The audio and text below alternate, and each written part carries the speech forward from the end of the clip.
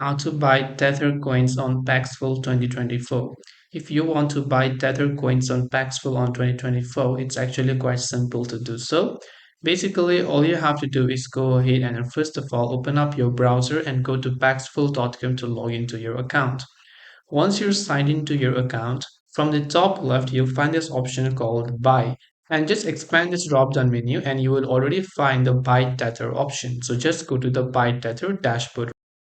Now on the left hand side, again, just ensure that Tether is already selected. And on the right hand side, you will see different offers that you have. So you also have the payment method that is available.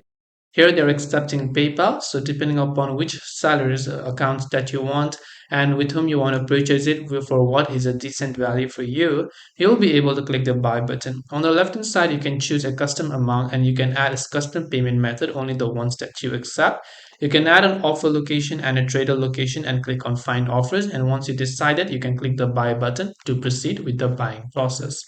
This way you'll be able to buy Tether on Paxful. I hope that this video really helps you. If you have got any further questions, feel free to also leave them down in the comment section below. As always, thank you very much for watching till the end of this tutorial and see you soon in the next video.